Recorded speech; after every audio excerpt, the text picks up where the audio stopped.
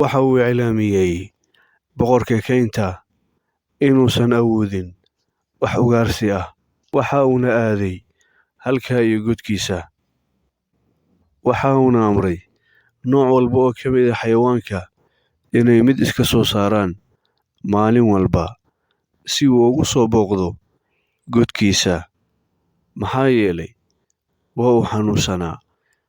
Waxaa kale oo ballan qaaday inuu ammaangelin doono xayawaan walba oo ku soo booqdo godkiisa. Xayawaan walba waa uu aqbalay, waxayna aamineen ballanqaadkii boqorka kaynta.